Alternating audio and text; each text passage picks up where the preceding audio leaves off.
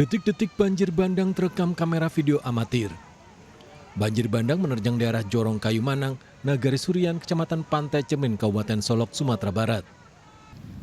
Deras arus sungai membawa material lumpur dan batang kayu menerjang area pertanian.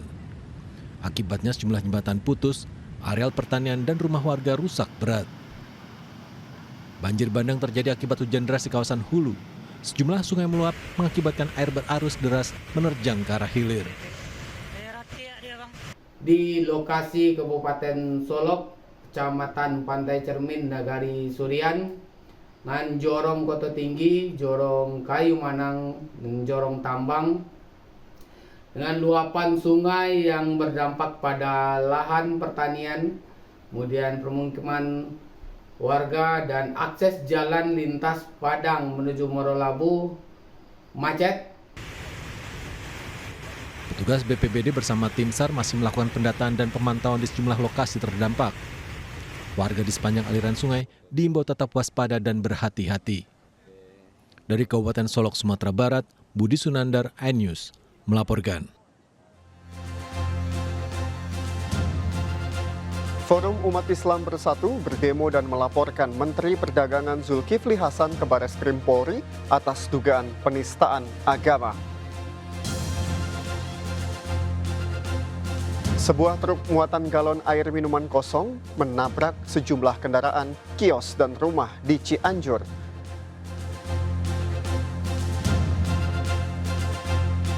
Israel kembali serang target sipil. Kali ini masjid dan rumah dihancurkan, 5 orang meninggal dunia.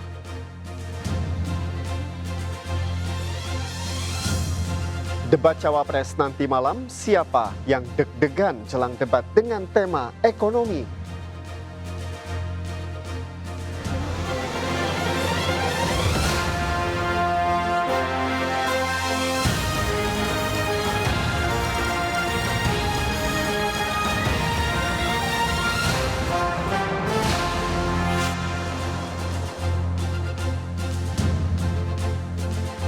Halo, selamat pagi. Apa kabar pemirsa? Selain berita utama tadi, sejumlah laporan menarik juga akan menemani aktivitas pagi Anda.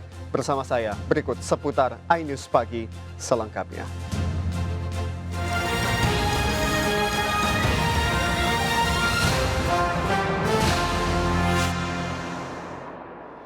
Banjir bandang menerjang Kabupaten Simalungun, Sumatera Utara. Diduga banjir disebabkan oleh bendungan air yang jebol di Sitalasari, Kelurahan Tigarunggu. Video amatir merekam detik-detik datangnya banjir bandang di Dusun 2 Binangabolon, Nagori Purba Pasir, Simalungun.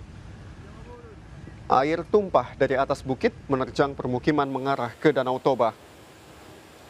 28 kepala keluarga dilaporkan terdampak banjir bandang dan harus mengungsi. 2 rumah warga hanyut tersapu banjir. Curah hujan tinggi diduga mengakibatkan tanggul jebol hingga terjadi banjir bandang membawa material batu dan lumpur dari perbukitan. Jalan yang menghubungkan Kecamatan Haranggaol dengan Tigaras, tepatnya Jalan Lingkar Danau Toba, terputus total. Tidak ada korban jiwa. BPBD setempat bersama Polres masih melakukan evakuasi dan pembersihan material yang terbawa banjir. Pemirsa, Forum Umat Islam berdemo dan melaporkan Menteri Perdagangan Zulkifli Hasan ke Bareskrim Polri atas dugaan penistaan agama. Kelakar Ketua Umum Partai Amanat Nasional Zulhas yang mengaitkan bacaan dan gerakan sholat dengan kampanye Capres-Cawapres berbuntut panjang.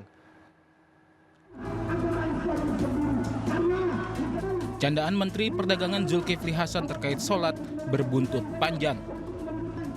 Masa dari Forum Umat Islam berunjuk rasa di depan gedung Museum Mabes Polri, Jakarta Selatan, Kamis siang. Demonstran membawa spanduk bertuliskan "Tangkap Penista Agama". Masa meminta Polri segera memeriksa Zulkifli Hasan karena diduga telah menistakan agama. Forum Umat Islam ini juga secara resmi melaporkan Ketua Umum Partai Amanat Nasional tersebut ke Bareskrim Polri. Akan melaporkan secara resmi Zulkifli Hasan di Bareskrim Mabes Polri. Kami juga sudah membawa beberapa bukti rekaman, baik itu dalam bentuk soft copy maupun hard copy, yang nantinya akan kita sampaikan dalam pelaporan resmi di Bareskrim Mabes Polri. Maghrib, baca Al-Fatihah, waladon. Ucapan Zulkifli Hasan inilah yang menuai sorotan tajam. Zulhas berkelakar dengan mengaitkan gerakan dan bacaan dalam sholat dengan kampanye Capres-Cawapres. Candaan ini disampaikan Zulhas sebagai Menteri Perdagangan dalam forum resmi di hadapan ratusan Rakernas Asosiasi Pedagang Pasar Seluruh Indonesia atau APSI. Tidak hanya dilaporkan Ormas, MUI hingga Muhammadiyah juga telah menyampaikan kritiknya atas ucapan Zulkifli Hasan tersebut. Tim Liputan iNews melaporkan. Sebuah truk muatan galon air minum kosong menabrak sejumlah kendaraan kios dan rumah di Cianjur, Jawa Barat. 2 orang meninggal dunia akibat kecelakaan tersebut.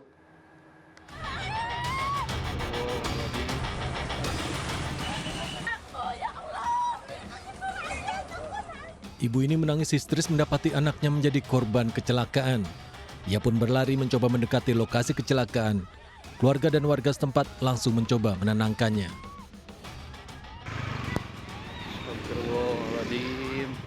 Sebuah truk tronton bermuatan galon air minum kosong kecelakaan di Jalan Raya Cianjur Sukabumi, Kecamatan Gekbrong, Cianjur, Jawa Barat. Truk menabrak 3 sepeda motor yang datang dari arah berlawanan, 1 buah kios dan rumah tinggal. Seorang pengendara motor tewas di lokasi kejadian, sementara 1 orang keluarga pemilik kios tewas dalam perjalanan ke rumah sakit.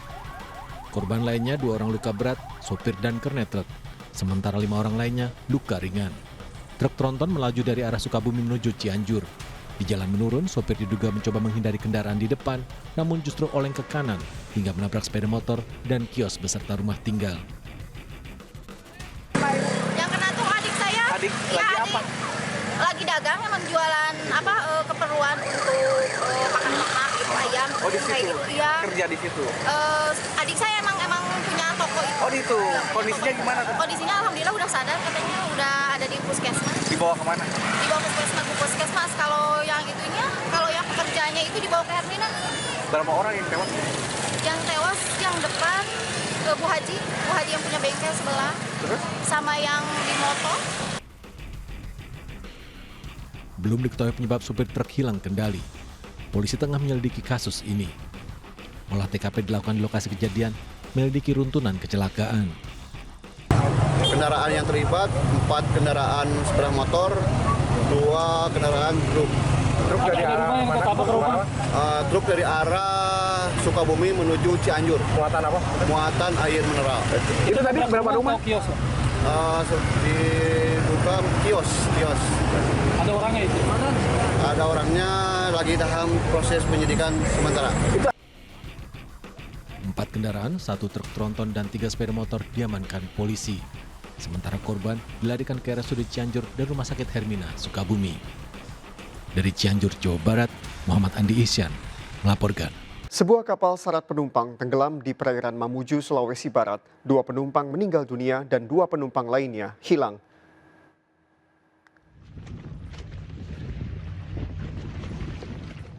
Petugas Basarnas mengevakuasi puluhan penumpang kapal jenis Bigetron GT6 yang tenggelam di perairan Mamuju, Sulawesi Barat. Kapal diketahui membawa 37 penumpang dan berangkat dari Pulau Ambo menuju Desa Somare pada Kamis pagi. Namun tiba-tiba kapal hilang kontak di tengah laut. Saat ditemukan tim SAR, kapal sudah dalam keadaan tenggelam dan para penumpang bertahan di tengah laut. Akibat peristiwa ini 2 penumpang meninggal dan 2 penumpang lainnya hilang. Para korban selamat dievakuasi ke Desa Somare, sementara korban meninggal dibawa ke Rumah Sakit Bayangkara Polda Sulbar guna penanganan lebih lanjut. Pulau Ambo pukul 10.00 mereka bergerak, pukul 12 masih sempat berpapasan dengan kapal yang menuju ke Pulau Ambo. Namun pada saat setelah asar kurang lebih jam 3 jam 4 16.00 kapal dihantam ombak dari lambung sebelah kiri karena banyaknya penumpang di atas sehingga tidak bisa diimbangi. Berdasarkan keterangan pihak Basarnas, kapal diterjang gelombang tinggi hingga oleng dan terbalik di tengah laut. Dari Mamuju, Sulawesi Barat, Fendi Christian melaporkan. Israel kembali serang target sipil. Kali ini masjid dan rumah dihancurkan. 5 orang meninggal dunia. Kami akan kembali dengan informasi selengkapnya sesaat lagi. Tetaplah bersama kami.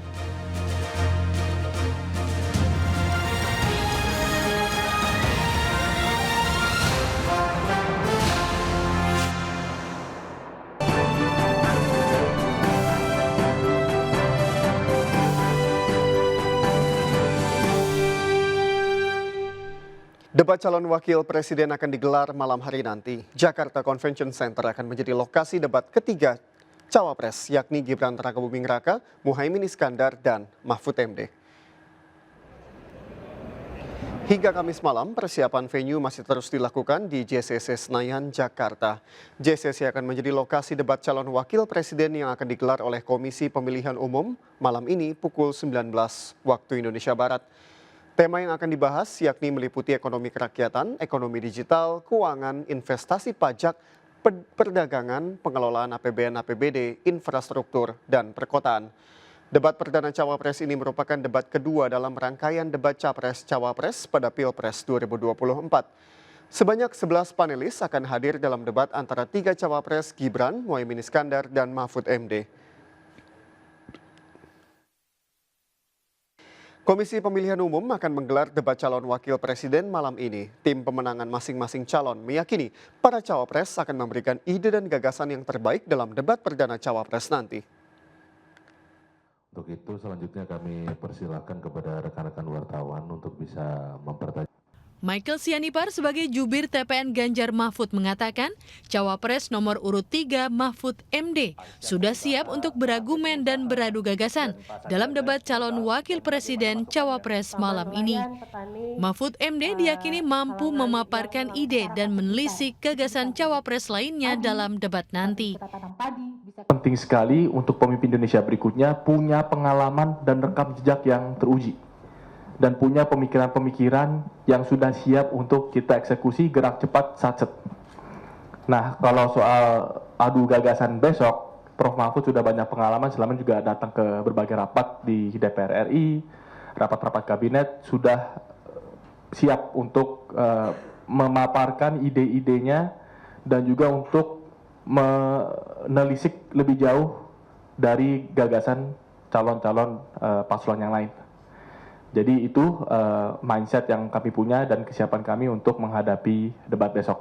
Pertanyaan lagi. Tim TPN Ganjar Mahfud menegaskan, tidak ada persiapan khusus untuk Cawapres nomor urut 3 ini, semua sudah dipersiapkan dengan baik. Sementara itu, Tim Kampanye Nasional Pemilih Muda Prabowo Gibran atau TKN Fanta memastikan calon wakil presiden nomor urut 2, Gibran Rakabuming Raka, telah siap menjalani debat perdana Cawapres yang digelar oleh KPU. Dengan pengalaman sebagai wali kota Solo, Gibran Rakabuming siap beradu gagasan dengan 2 Cawapres lainnya. Dalam debat nanti, TKN Fanta meyakini Gibran akan memberikan kejutan. Kan Mas Gibran ini wali kota, ya kan? Mas Gibran ini wali kota, ya, sudah ada punya track record debat, ya, dan yang paling penting kalau yang lain ini utamanya misalnya bicara tentang ekonomi, ya, ekonomi di Solo itu ada namanya Solo Technopark. Di Solo ekonomi dan keuangan syariahnya juga tumbuh, ya. Begitu Mas Gibran buat Masjid Said di sana itu luar biasa kan pariwisata, dan itu kan potensinya 4.000 triliun, ya. Kemudian Lokananta direvitalisasi. Jadi Mas Gibran itu nggak lagi sekedar bicara, ya, seperti yang lain gitu. Mas Gibran ini sudah action gitu. Tapi yakin nggak Pak besok nggak irit bicara? Maksudnya ya kan debat, masa irit ngomong, ya kan pasti bakalan banyak ide-ide yang akan mengejutkan, ya. Sebagai sosok anak muda yang penuh gagasan, TKN Fanta yakin pemilih muda Indonesia telah mengetahui kapasitas dari Gibran Rakabuming Raka. Dari Jakarta, Tim Liputan melaporkan. Dan pemirsa, malam nanti KPU kembali menyelenggarakan debat calon presiden calon wakil presiden pemilu 2024, dan dalam putaran kedua ini debat akan diikuti oleh ketiga calon wakil presiden. Lalu tema apa saja yang akan menjadi materi debat nanti dan bagaimana prediksi jalannya debat, kita akan bedah bersama melalui infografik berikut ini. Debat kedua, pemirsa, bagi ketiga calon wakil presiden akan membahas tema utama seputar yang masalah ekonomi. Ada 8 topik yang disiapkan oleh 11 panelis terpilih. Pertama itu adalah ekonomi kerakyatan dan ekonomi digital, lalu keuangan. Tema ini fokus pada pengembangan ekonomi kerakyatan serta pertumbuhan ekonomi digital. Kedua, keuangan para cawapres akan membahas kebijakan keuangan termasuk regulasi pengelolaan keuangan negara. Berikutnya investasi, masing-masing cawapres akan menyampaikan pandangan dan rencana terkait peningkatan investasi dalam berbagai sektor.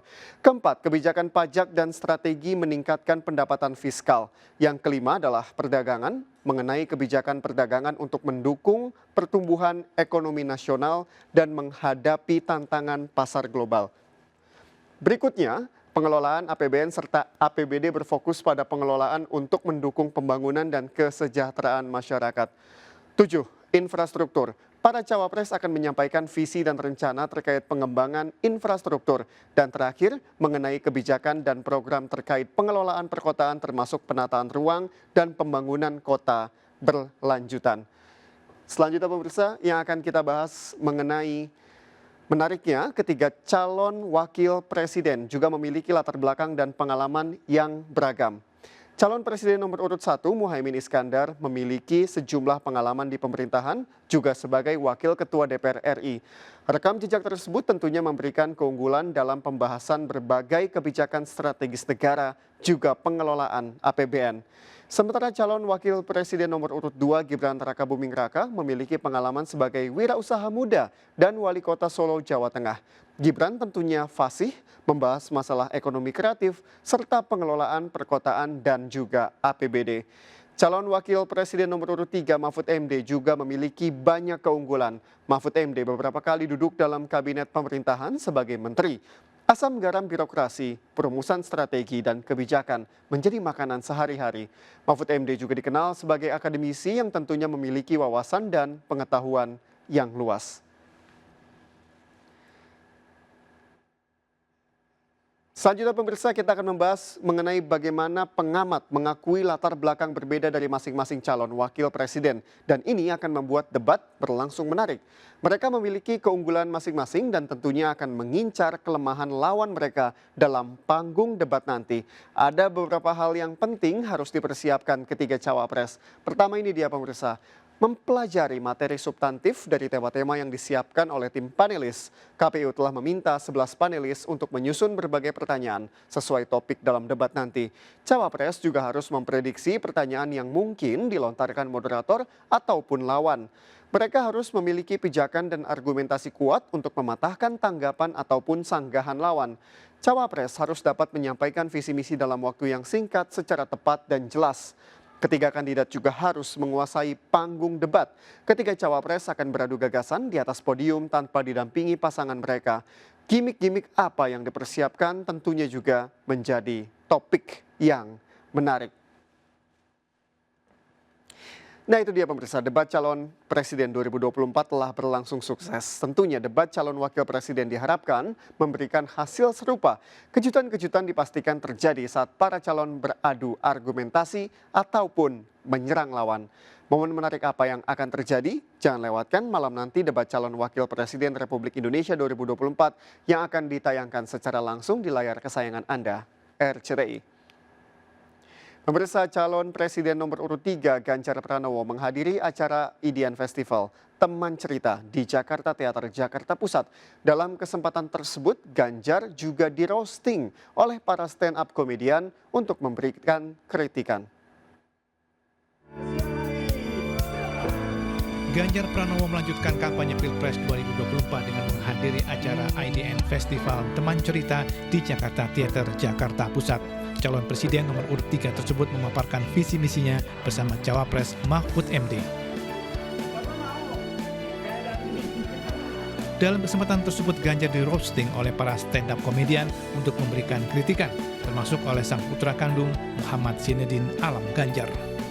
Ya, saya kira Undang-Undang ITE sudah dikoreksi ya sekarang, dan dulu sejarahnya kan orang mengkritik penjajah tidak boleh. Maka kemudian dimunculkan pasal karet yang orang sebut sebagai hadsai artikelen itu, dan kemudian nggak pernah dipakai. Kemudian undang-undang memunculkan dan ada orang yang dirugikan, terus kemudian ya pasal-pasal itu seperti karet itu tadi, lentur. Rasanya dalam dunia modern, demokrasi yang berjalan dengan baik, ya kritik untuk kritik sesuatu yang biasa saja. Iya, apalagi jok-jok satir tuh masanya Bapak seneng banget kayak gitu. Tapi ya ini juga pertama kali aku on stage kan terkait hal itu, ya asik juga. Artinya juga menyuarakan juga dari suara anak muda yang lain. more or less lah ya. Tapi ya nggak usah sering-sering lah ya.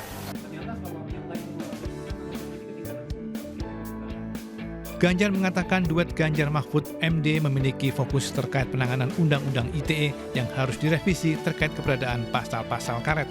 Selain itu, Ganjar berjanji memberikan jalur cepat bagi para penyandang disabilitas, khususnya pemerataan dalam kehidupan sosial. Dari Jakarta, Rian Rahman dan Dede Rudi melaporkan. Calon Presiden nomor urut 1 Anies Baswedan melanjutkan kampanye Pilpres 2024 dengan bersilaturahmi dengan para pendukung dan simpatisan di Banten. Dalam paparannya, Anies berjanji akan mengkaji ulang Undang-Undang Ciptaker. Masa menyambut antusias kedatangan Anies Baswedan saat berkunjung ke kampus Universitas Bina Bangsa Kota Serang, Banten. Mantan Gubernur DKI Jakarta tersebut memberikan kuliah umum dengan tema perubahan di berbagai sektor kehidupan masyarakat. Anies yang berpasangan dengan Muhaimin Iskandar dalam Pilpres mendatang kembali menyoroti isu keadilan, kemakmuran, dan perubahan menyangkut pemenuhan kebutuhan pokok rakyat. Jika terpilih dalam Pilpres, Anies dan Muhaimin berjanji akan mengkaji ulang Undang-Undang Cipta Kerja. Anies menegaskan Undang-Undang Cipta Kerja harus mengakomodasi para pekerja di Indonesia.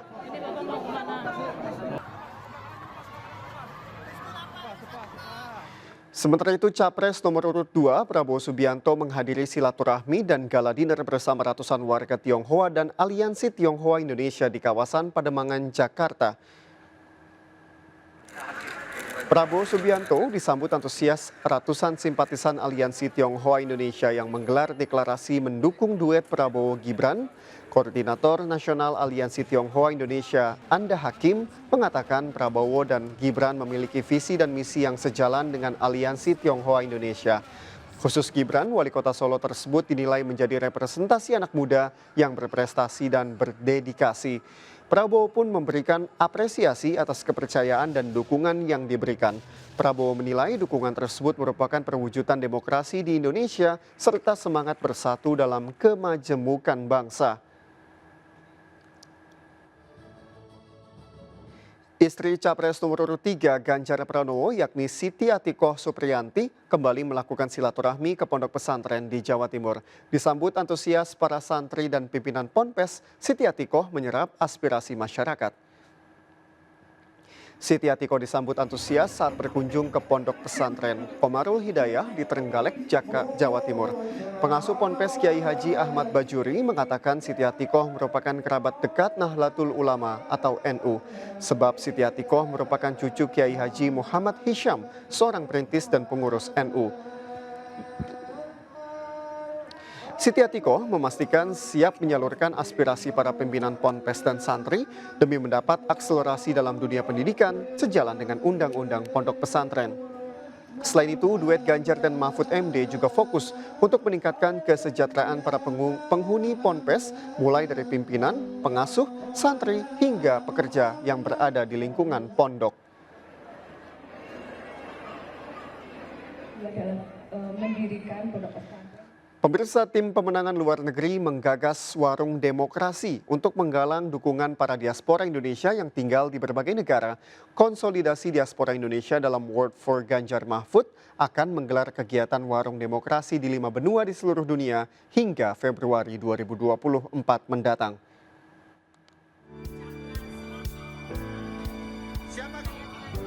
Dukungan dari WNI yang tinggal di luar negeri atau diaspora untuk pasangan Capres-Cawapres Ganjar Mahfud tak terbendung.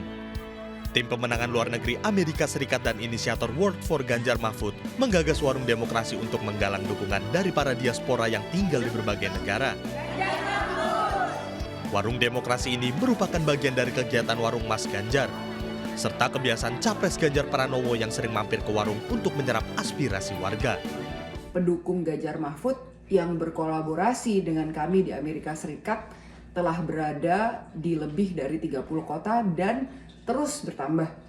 Besar kecil dari berbagai kelompok yang setia pada Ganjar Mahfud dan hanya pada Ganjar Mahfud kami rangkul. Saat ini kegiatan warung demokrasi telah berlangsung di sejumlah kota di dunia, diantaranya di Kairo, Mesir, New York, dan New Mexico, Amerika Serikat, hingga Tunis, Tunisia. Sampai bulan Februari 2024 nanti, Work for Ganjar Mahfud akan menggelar kegiatan warung demokrasi di 35 kota di 5 benua. Tim Liputan iNews melaporkan. Peduli dengan demokrasi yang sehat, pemuda Perindo kembali menggelar debat jubir muda Capres-Cawapres 2024 volume ketiga di Kota Bandung, Jawa Barat. Para jubir muda beradu gagasan serta menyampaikan visi misi masing-masing pasangan calon untuk menarik minat anak muda.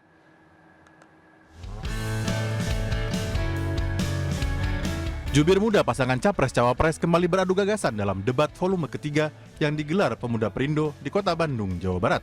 Debat ini menjadi ajang bagi para anak muda, khususnya di Jawa Barat, untuk saling bertukar pikiran terkait visi misi Capres-Cawapres peserta pemilu 2024. Melalui debat ini, dapat terpilih sosok pemimpin yang dapat membuka ruang berekspresi bagi anak muda.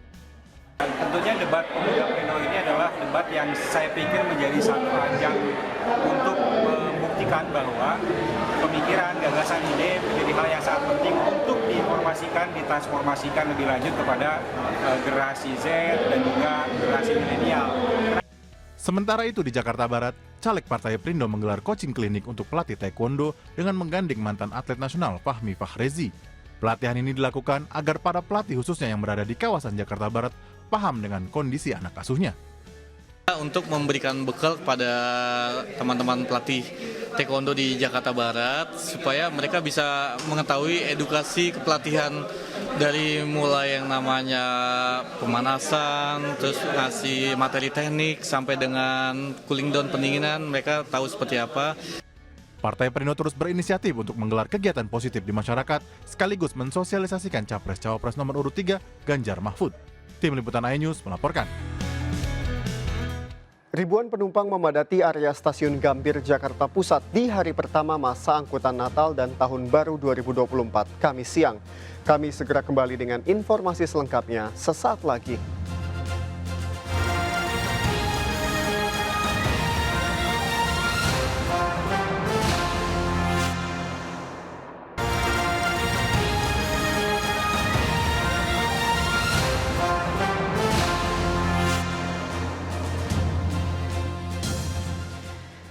Pemirsa, petugas Satpol PP menggerebek mobil muncikari dan mengamankan PSK dari dalam mobil di pinggir Jalan Kota Bukit Tinggi, Sumatera Barat. Keluarga pelaku sempat protes ke kantor Satpol PP, namun akhirnya pasrah setelah tahu pelaku kerap tertangkap kasus yang sama.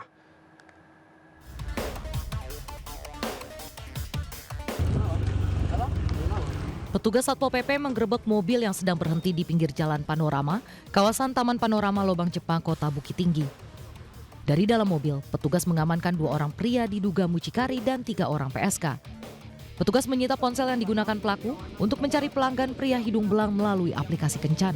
Sementara itu di pinggir Jalan Pemuda kawasan Simpang Tembok, petugas lagi-lagi menangkap mobil lain yang di dalamnya terdapat 2 pria diduga mucikari dan 3 orang wanita diduga PSK online.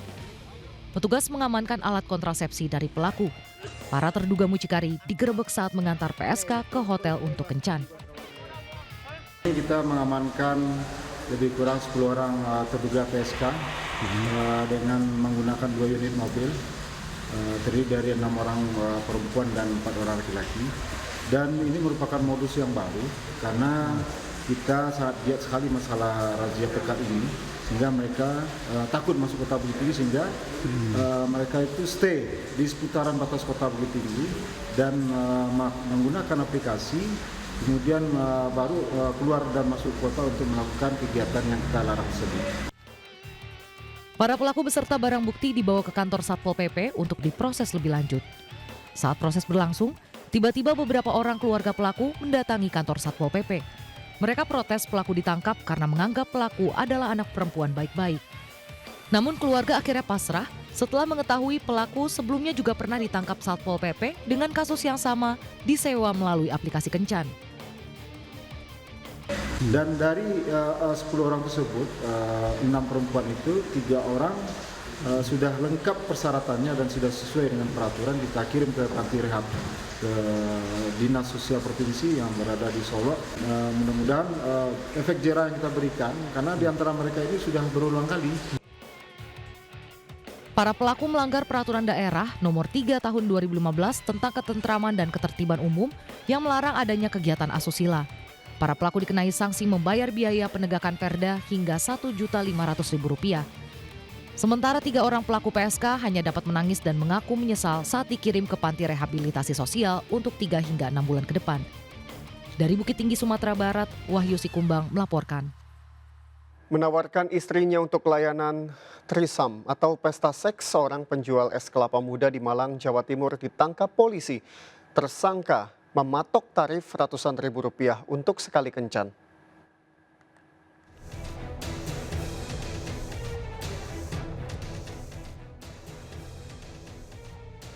Munif, 37 tahun, penjual es degan atau es kelapa muda, asal Sukun, Kota Malang, harus berurusan dengan polisi.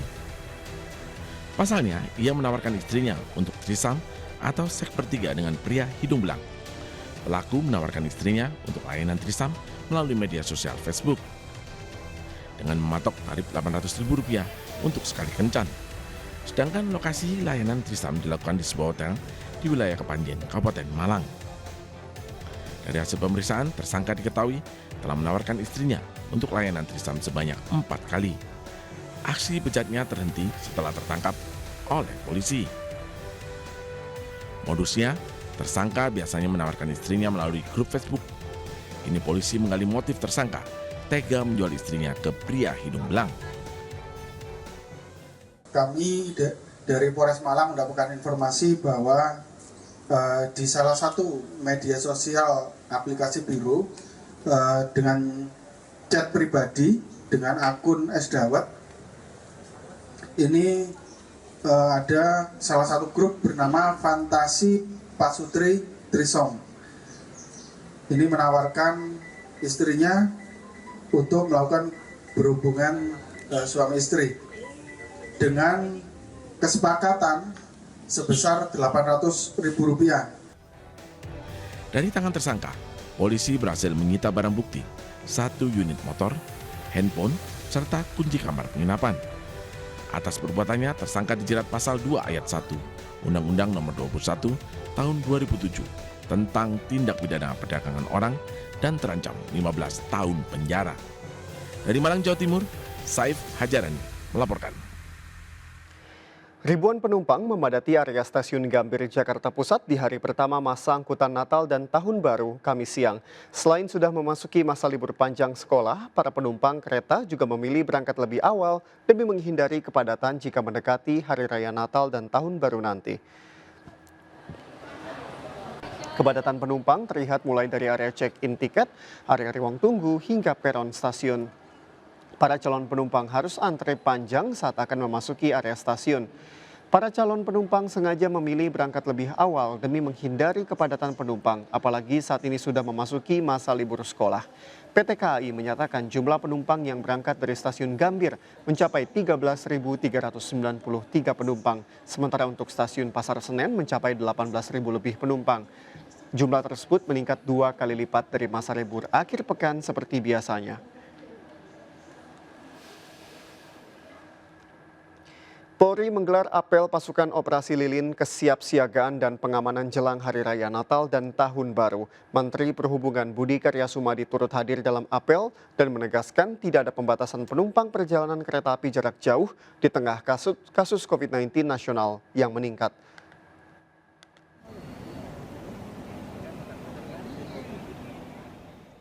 Polri menggelar apel kesiapsiagaan dan pengamanan jelang Hari Raya Natal 2023 dan Tahun Baru 2024. Menteri Perhubungan Budi Karya Sumadi turut hadir guna memperkuat kinerja petugas. Dengan menggandeng tim SAR serta petugas kepolisian, TNI dan PT KAI memberikan pembekalan penyelamatan penumpang jika terjadi insiden.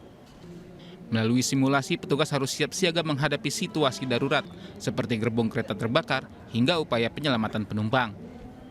Dalam kesempatan itu, Menhub juga memberikan apresiasi kepada pihak PT KAI atas pencapaian pemenuhan fasilitas, serta meminta petugas bekerja maksimal, jujur dan ikhlas. Saya minta teman-teman di lapangan bekerja dengan jujur, dengan hati, sehingga layanan yang selama ini sudah bagus, tambah baik.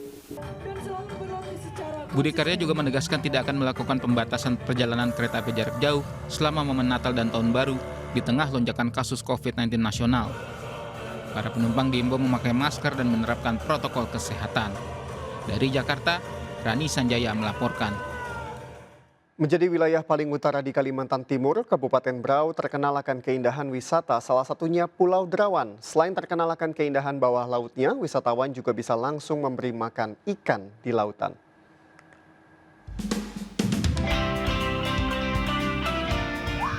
Bagai surga di Katulistiwa, ungkapan itu layak disandang pulau ini. Inilah Pulau Derawan. Pulau yang terletak di Kabupaten Berau, utara Kalimantan Timur ini memiliki berjuta pesona. Tak heran, pulau seluas 43 hektar ini menjadi primadona wisatawan. Pasir putih dan laut biru yang jernih membius mata. Laut lepas jauh mata memandang seolah tiada habis keindahan yang disajikan. Tak sekedar menikmati keindahan alam, snorkeling, diving, memberi makan ikan di laut juga menjadi aktivitas yang menyaksikan. Jika ingin menguji adrenalin, Anda pun dapat bermain wahana banana boat. Pastinya seru banget karena banyak pengalaman baru yang kami dapatin di sini. Salah satunya tadi bisa melihat terumbu karang yang bagus-bagus banget dan juga bisa memberi makan ikan secara langsung, dan juga perjalanan yang membutuhkan waktu sangat panjang ini terbayar lunas sih. Barisan penginapan di atas laut bukan sekedar tempat rehat dan melepas lelah. Jika waktunya tepat, Anda bisa melihat langsung kawanan penyu bermain di bawah penginapan. Pengalaman yang sulit didapatkan di tempat lain. Satu lagi keunikan pulau ini. Pulau Derawan merupakan tempat bermukim suku Bajau.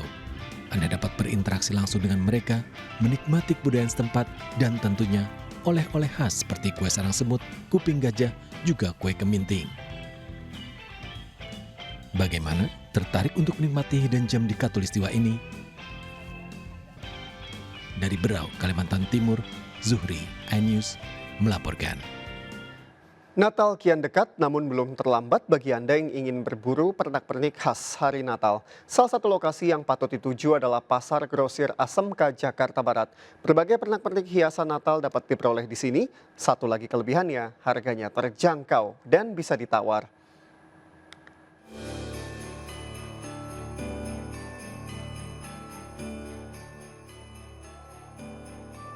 Berjalan-jalan di sepanjang Pasar ASMK terasa seolah hari raya Natal telah tiba. Pohon Natal dengan beragam hiasan menyambut pengunjung. Memang tak salah mengunjungi lokasi ini. Pertokoan di Jalan Petak Baru Pasar ASMK Jakarta Barat merupakan salah satu lokasi berburu hiasan dan pernak-pernik Natal. Berbagai ukuran pohon Natal dapat ditemui di sini, tentunya lengkap dengan beragam aksesoris dan hiasan. Apa yang Anda cari? Topper berbentuk bintang, bola hias berwarna-warni, lampu kerlap-kelip menarik mata, ataupun hiasan rumbai dan pita beraneka ragam? Semuanya ada.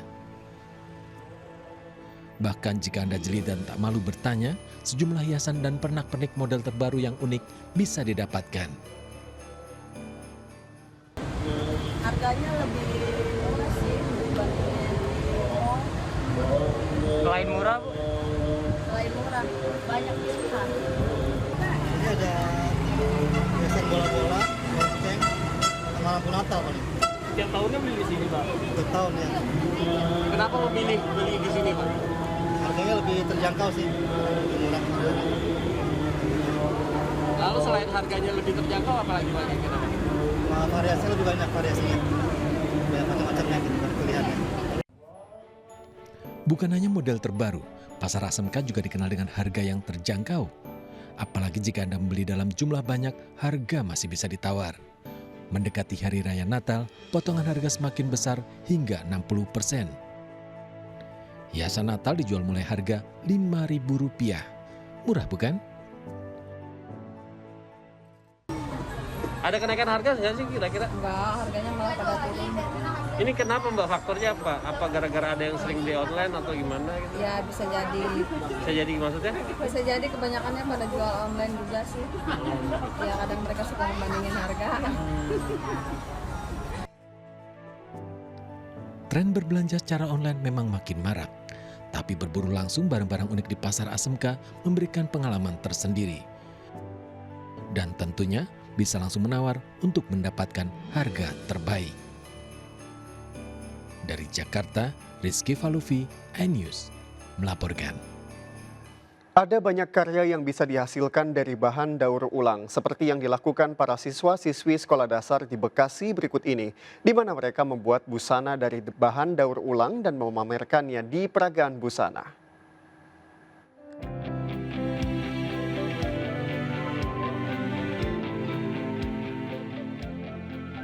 Para siswa-siswi Sekolah Dasar Negeri Jati Makmur 5, Pondok Gede Bekasi menggelar peragaan busana dalam acara Festival Panen Karya.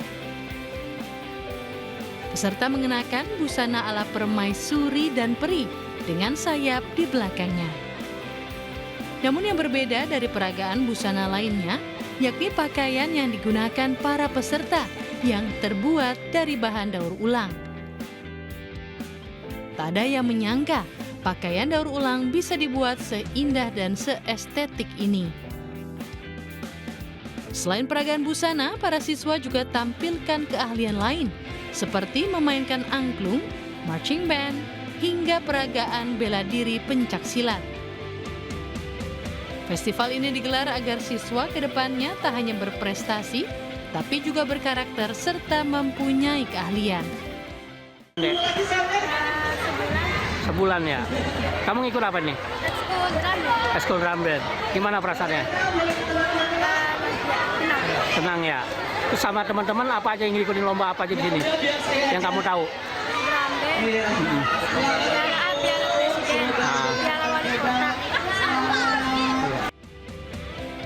Selain membuat busana, para siswa juga membuat barang lainnya dari bahan daur ulang.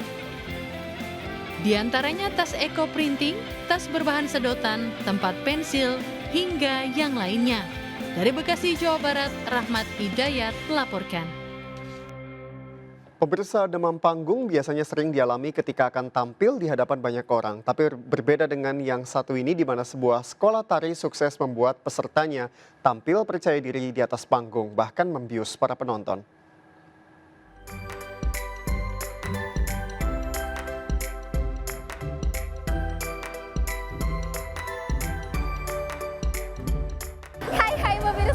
Saya akan mengajak Anda untuk melihat keseruan pentas tari yang dihadirkan oleh salah satu sekolah tari di Bintaro, Tangerang Selatan. Nah, kegiatan ini selain dapat mengasah kemampuan, juga dapat mengasah keberanian anak-anak untuk dapat tampil di depan banyak orang. Yuk! Di tengah panggung yang besar dan di hadapan ratusan penonton, anak-anak ini tampil percaya diri menari, mengikuti irama lagu. Di antara mereka tak sedikit pun nampak raut wajah ragu dan khawatir ataupun demam panggung. Mereka tetap beraksi memberikan penampilan terbaiknya di depan banyak orang. Ya, acara bertajuk Student Performance ini sukses membius para penonton. Diikuti lebih dari 200 peserta dari 26 kelas, yakni modern dance, ballet, hingga kelas spesial yang diikuti anak-anak penyandang disabilitas. Ya, menumbuhkan rasa percaya diri sejak usia dini menjadi tujuan utama kegiatan yang rutin digelar 2 kali dalam setahun. Harapan aku sebenarnya simple, untuk memberikan fasilitas untuk anak-anak yang hobi dance untuk bisa belajar dance. Terus mereka untuk bisa menjadi percaya diri. Mungkin kedepannya mereka nggak semua menjadi penari. Kalau sekolah lain mungkin tujuannya untuk meregenerasi, untuk regenerasi penari. Kalau aku ya itu oke, tapi mungkin mereka semua nggak akan jadi penari, tapi mereka percaya diri gimana mereka melawan rasa takut atau grogi. Tadi banyak yang, Kak aku grogi, banyak yang baru, tapi grogi itu wajar, manusiawi, tapi gimana untuk kontrol supaya nggak grogi dan berani melawan rasa takut. Meski gerakan tari yang ditampilkan cukup sulit, namun para peserta yang berusia mulai dari 3 tahun hingga belasan tahun ini tetap semangat dan percaya diri dalam menampilkan tariannya. Seru. Semangat banget. Lumayan sih. Bisa dong. Persiapan matang selama hampir 6 bulan lamanya membuat orang tua peserta bangga terhadap pencapaian anak-anak mereka. Bagus banget sih untuk melatih kepercayaan diri anak-anak ya, dan juga anak-anak jadi lebih percaya diri. Ya, merasa bangga anak-anak bisa melatih kepercayaan dirinya, anak-anak bisa lebih tekun gitu. Jadi mereka kan dilatih ya, nggak secara instan. Jadi 2 bulan sebelumnya tuh udah diajarin. Mereka harus disiplin latihannya, harus hafal latihannya, segala macam gerakannya. Acara yang digelar selama 2 jam ini ditutup dengan flash mob atau tarian bersama seluruh kelas di Bintaro, Tangerang Selatan dan Cipete, Jakarta.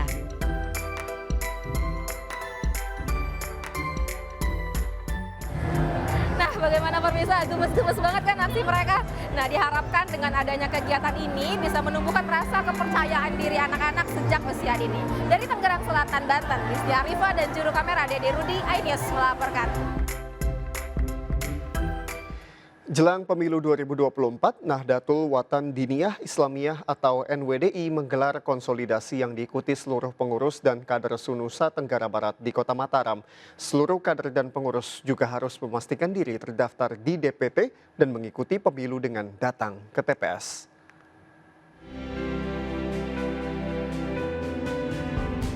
Rapat konsolidasi Nahdlatul Watan Diniyah Islamiyah atau NWDI dihadiri langsung pendiri sekaligus Ketua Umum PB NWDI TGB Muhammad Zainul Majdi. TGB yang wakil Ketua TPN Ganjar Mahfud mengajak seluruh pengurus dan kader NWDI untuk kompak dan bersatu pada pemilu 2024 mendatang. TGB juga mengingatkan agar para pengurus dan kader untuk datang ke TPS pada pemilu 2024 dan memilih calon pemimpin yang telah diputuskan dan ditetapkan bersama. Kalau memang kita terlambat, maka kecepatan pada masa-masa terakhir harus kita tingkat. Bergeraknya harus intensif, turun dari rumah ke rumah. Sementara itu, TGB Zainul Majdi yang juga Rektor Institut Agama Islam Hamzan Wadi Pancor mewisuda 398 mahasiswa di Gor Hamzan Wadi, Komplek Yayasan Pendidikan Hamzan Wadi, Pondok Pesantren Darun Nahdlatain NWDI Pancor, Lombok Timur. Kepada wisudawan dari 10 program studi di 3 fakultas yaitu Tarbiyah, Syariah, dan Fakultas Dakwah ini, TGB mengingatkan agar para alumni dan kader NWDI terus menebar nilai Islam rahmatan lil alamin dan nilai kebangsaan. Tim Liputan iNews melaporkan. Wakil Menteri Pariwisata dan Ekonomi Kreatif Angela Herliani Tanusudibyo meninjau dan meresmikan Gereja Sidang Jemaat Allah di lereng Gunung Bromo, Kabupaten Probolinggo, Jawa Timur yang telah selesai direnovasi. Kehadiran Angela sebagai Ketua Pelaksana Perayaan Natal 2023 untuk memastikan jemaat Gereja Sidang Jemaat Allah bisa merayakan Natal dengan hikmat.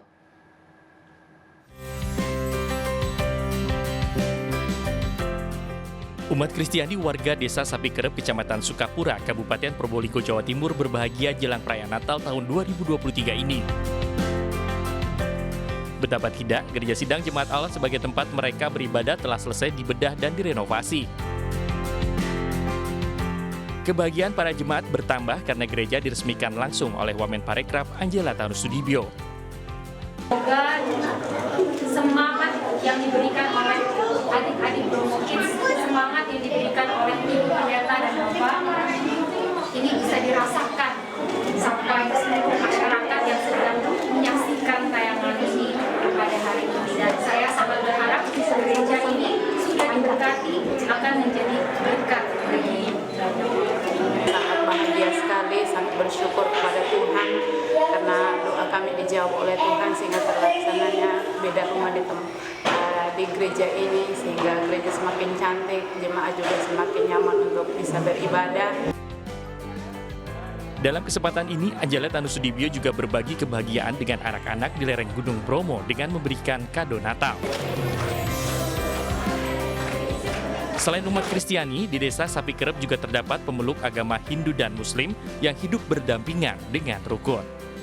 Dari Probolinggo, Jawa Timur, Hana Purwadi, iNews melaporkan. Dan pemirsa, kami akhiri jumpa kita pagi hari ini. Selamat beraktivitas, tetap semangat, dan sampai jumpa.